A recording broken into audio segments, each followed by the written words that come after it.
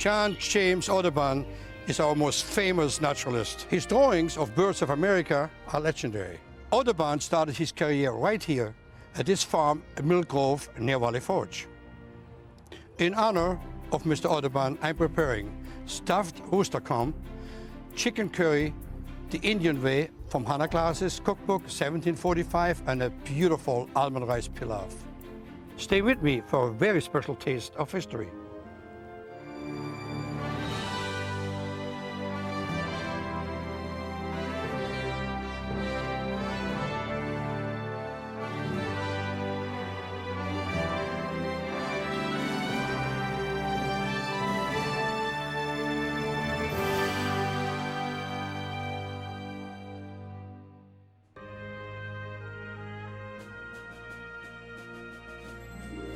Since the show is dedicated to birds, I'm going to make you a dish that was sensational in the 18th century, which is a stuffed rooster comb. To make this dish, obviously you need to get roosters. We can find them still sometimes in Asian markets, but let me take you through this very, very elaborate appetizer that would have been served as a filler into the many great tables the 18th century had to offer. So what you do is you're looking for a rooster that has a really big comb. The bigger the comb, the more to eat, obviously. And you want to take the comb and you take a very sharp paring knife like so, and you take the comb off. This recipe, which was first written down by Hannah Glasse in 1745, has a lot of memories to me, because as a young apprentice 50 years ago in the Black Forest, we made it occasionally. The next thing we got to do is make a really good chicken stock, because the combs get poached in the chicken stock. So all you want to do is take off the neck of the chicken, take off the feet, take off the little wing bones on the side. We're going to put it into the boiling water that I have behind me, together with some very, very basic mirepoix, which means celery root. Take the end part, some carrot, celery root, carrot, put it right in my water. It's over here. The chicken combs now go in any kind of a spider, any kind of pot you got. And we're going to put a little bit chicken stock in there that I already made. And that is where the most delicate part comes of this recipe. You do not want to over poach them. I'll take about 5 minutes, if that. You just want to poach them so that you can open and stuff them. But it's a tricky part. The stuffing for this particular recipe is obviously, as everything in the 18th century, very much involved. We have a chicken breast that I minced already, pre-minced. I have some bacon, very finely chopped. I have some parsley. I have some chive. I have salt, white pepper for this particular recipe. And then I have some beef marrow. And I have a little bit of a cow fat that we're going to chop a little bit into it. That's used a lot in 18th century cooking to hold things together. Like if you think of a meatloaf and you rub it in there, it becomes almost like a terrine. Very, very much used in 18th century recipes. And the cow fat goes in. Just want to make sure that you don't have a rolling boil. You just want to make sure that you poach them just enough so that you be able to get them open, but you want to make sure that you don't over blanch them. So that's perfect like that. Now those ones I'm going to let cool off for a little bit. In the meantime, what I'll do, I'm going to make the appareil, or the stuffing, which, believe it or not, in the 18th century would have to be a lot of work, because you don't have fancy machines, so it would have been mortar and pestle. But I will tell you that it works the same way, if not better. For somebody like me that dwells in the 18th century, I could not imagine ever using electronic equipment, because there's just so much more flavor and goodness when you do it this way. So all I'm doing is I'm mixing in the chicken meat, the bacon, the cow fat, the marrow, some herbs, salt, and white pepper, and mixing it good together. I have one piece of modern equipment, however, that is a pastry bag. I don't know exactly what they were used in the 18th century, but a pastry bag is what I like to use to later be able to stuff the combs. So all I'm going to do is put the mixture into the pastry bag. Okay.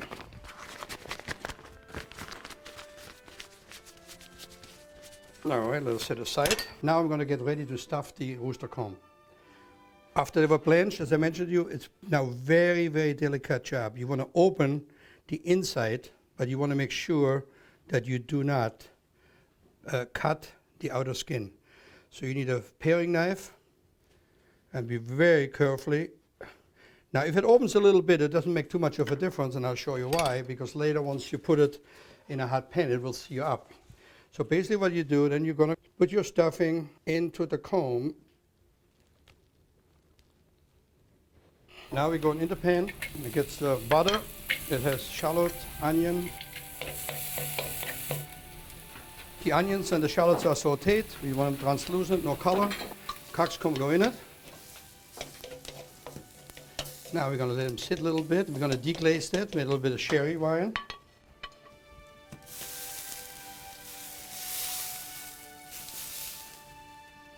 Put about a spoon of brown sauce into it. Any kind of brown sauce would do, just for a little bit of flavor. We're going to chop up my cremini mushrooms. Really rough chop. Now we just let it cook a little bit down, very little, doesn't take much time at all. My stuffed rooster combs are almost ready. Now a little bit of heavy cream and herbs, and I can serve up this first dish. Cream. I have some parsley and chives already chopped, adding into it right now. I have some freshly ground pepper that I add in there for a little extra flavor. My dish is ready to serve. A little parsley in here.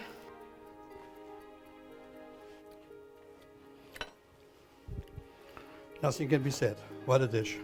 Stuffed rooster comb, a tribute to Hannah Glass and her book, penned in 1745. It's 50 years since I made this dish. The good news is I haven't forgotten anything. Perfect. Perfecto. Audubon hunted and trapped birds right here in the early 1800s. But what he did with them next made him a legend.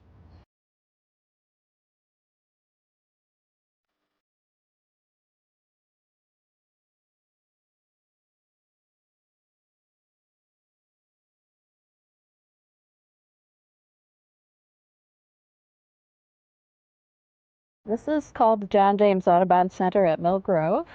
This is where John James Audubon lived when he was 18 to about 21. He carefully cultivated this whole look. He would have his hair long, which was not fashionable. He had this bearskin coat. He just did not look like the norm. And he would probably play that up to the hilt. Audubon might teach French and drawing or music, and the other half of the day he'd be out in the woods hunting and drawing birds. So this place was like a candy store to him when he came to the United States. All these new species of animals and flowers and birds. It was just so much to explore. Susie, what do you got here?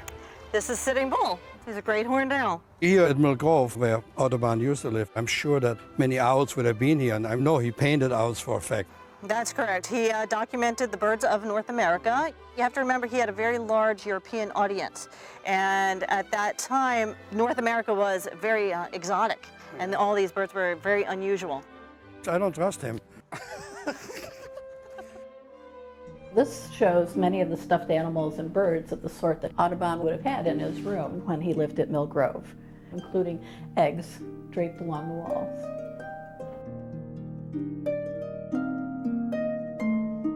One of Audubon's innovations that he came up with while he was here at Mill Grove was using wires and pins to position his bird specimens. It let him show the birds in a lifelike position.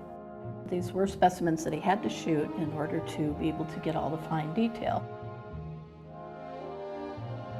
He was a self-taught artist. It was just his sheer perseverance that helped him develop his art into the beautiful thing that it was. And he decided he really wanted to produce this huge book of birds. When he got to England, he became an overnight success. The beauty of his art was so spectacular, and he had this persona of being the American frontiersman, and that just knocked the socks off of everybody. He was the personification of the American West. This was what Europeans were craving at the time. They were hearing these stories, but here it was. And they were seeing in his art things that they didn't see there. So these birds were exotic and wonderful to them because they had not visited America. Between his artwork and his personality, people started to agree to subscribe to his Birds of America folio.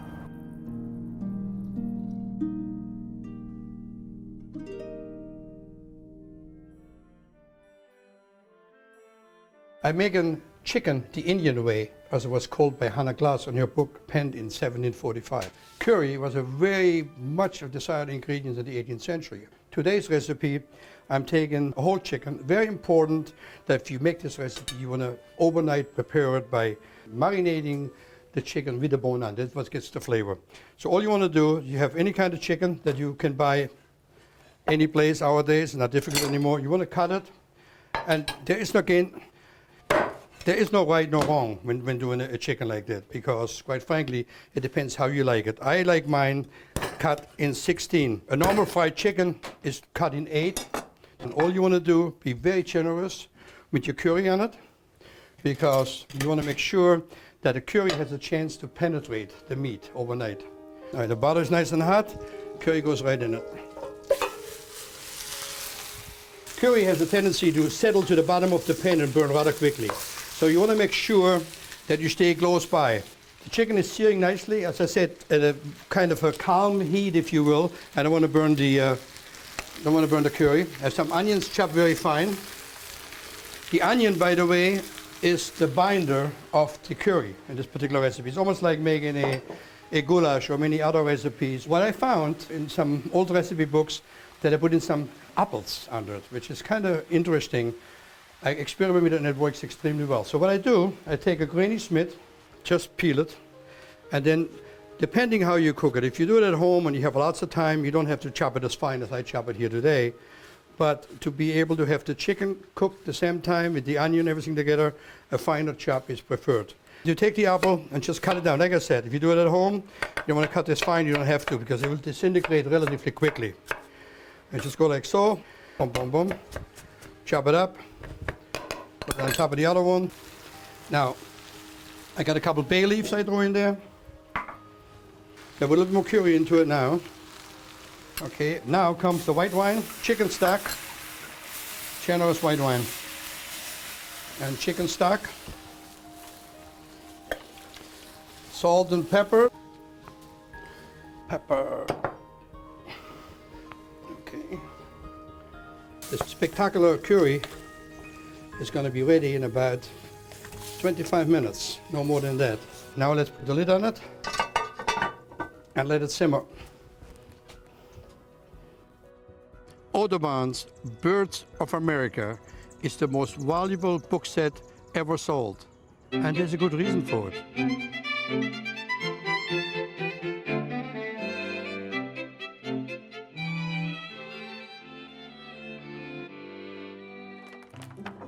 It takes 435 images to make a complete set, and they're usually bound into 4 volumes. So Audubon produced about 200 full sets. It's over 1,000 different birds shown and several hundred species. It's not every bird in America, but he came pretty close.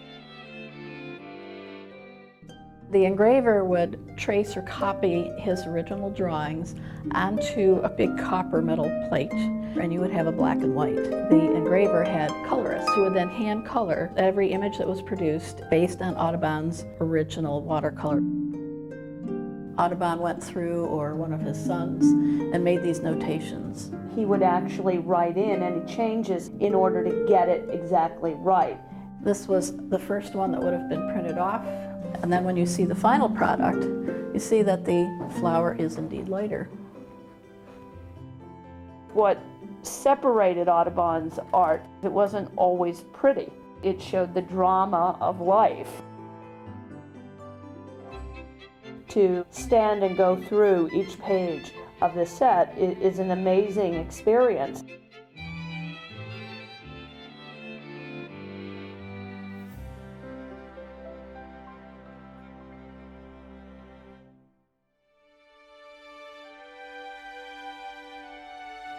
One of my many favorite dishes, as you know, is a beautiful rice pilaf. The one I'm making today is, again, in Hannah Glass's book, 1745. You see what I'm doing here? Really hot pan, and I mean hot. Hot pan, butter for this recipe, onion. And stir it up, rice right on top. And what you want to do, you want to make sure that you actually caramelizing or glazing the rice. That gives the flavor into it. This particular pilaf is an almond rice pilaf where you took two kinds of almond. I take some almonds, I already started in my mortar and pesto, and I'm breaking the almond down. Any regular almond, as you know, and I put the almond in this very moment. The flavor of the almond, like the almond milk, comes out right now. And here we go. Talking about hot, this is a dachi that's come off the fire a while ago and it's still cooking here. Look at that. I'm adding in a little bit of white wine.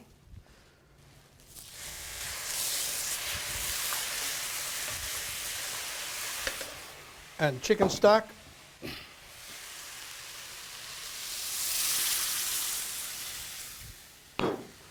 Salt. White pepper. And now what we're going to do, we're going to find the lid. And the fire goes. And when the curry is done, the rice will be done.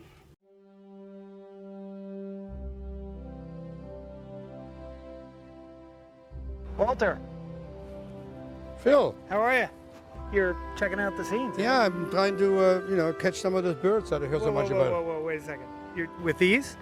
That's all I got. Let me give you a pair of real binoculars. Why don't you try those, and you'll be able to see something. Oh, I'm here. That is not good. Let me throw them away. Oh, Okay. yeah. Now you're talking.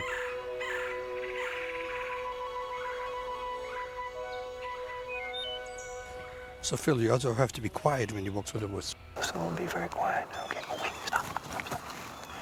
Wait. Okay, look over there. Look over there. Okay, now listen. Can you hear that? Yeah. Okay, now that's a wood thrush. Very secretive bird that you will hear before you see. And it's a very rare bird. I got lucky today, huh? You got lucky. That's right. Okay. Here we go. Gorgeous.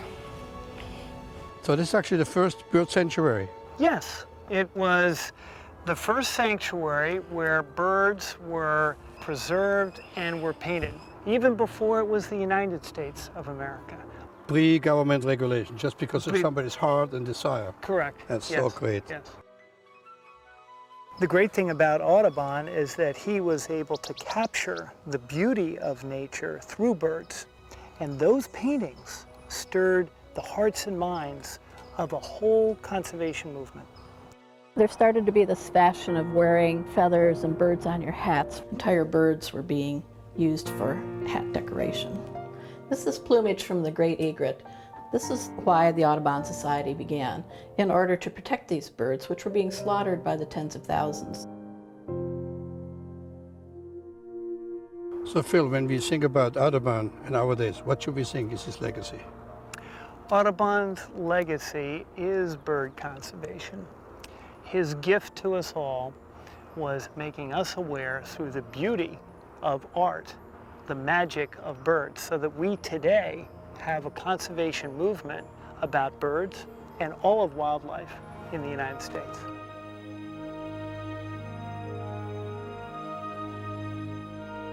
By chicken the Indian way, as documented by Hannah Glasse in 1745 in her great book, is almost completed. What I will do now is mango chutney. All you need to do is you're going to have some mangoes.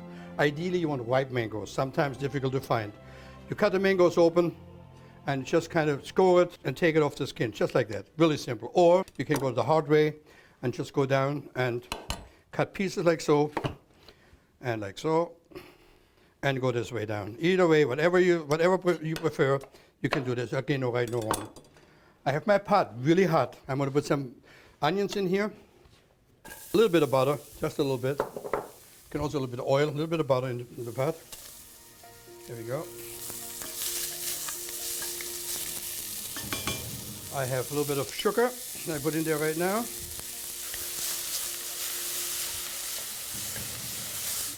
The mango right in it. I have vinegar. The rest of the sugar. Now, the most important part is the honey in this recipe. And today, we here at the Harrington estate that makes their own honey that I'm using. So obviously, that's going to be some of the best mango chutney I've ever made. Oh, Bruce, you know what you're doing. All I can do now is the nutmeg. Nutmeg is about the only spice you add into it. The rest is all natural flavoring.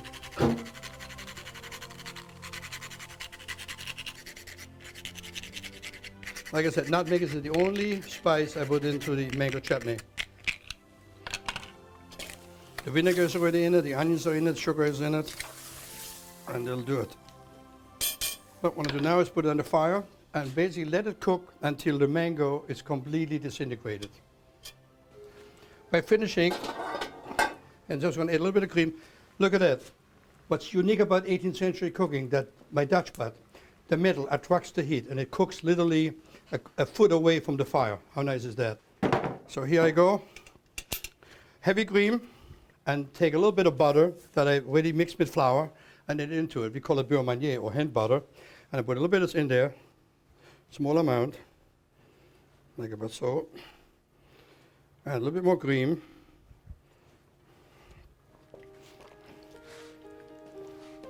Oh, the flavor is unbelievable. What makes the uniqueness about this curry is that it's marinated overnight with the curry powder, and it's also on the bone. So this gets two different ingredients that many times you wouldn't necessarily find. So I'm going to put this right there. Give me 2 seconds. Put it back on the fire one more little time. When you cook in 18th century techniques, remember you cannot make a roux before. You want to cook it, we call it reverse. In other words, your sauce is done, your flavor is done, and now you use the thickening agent, which is the beurre manier, as I do now. Ready to go.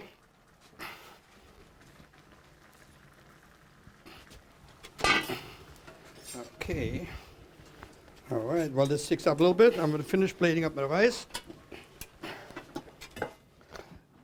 Today, cooking here at the historic Harrington house is obviously more beautiful because I'll be able to use 18th century utensils to serve it in, which makes it actually even nicer. That makes it beautiful. Here we go. My rice on the plate. All I want to do now is put a little bit of almonds that are already pre-toasted on top. It will go extremely well with the curry, as you might many places serve toasted almond on the side anyway, like so. And the chopped chives. And your rice is done.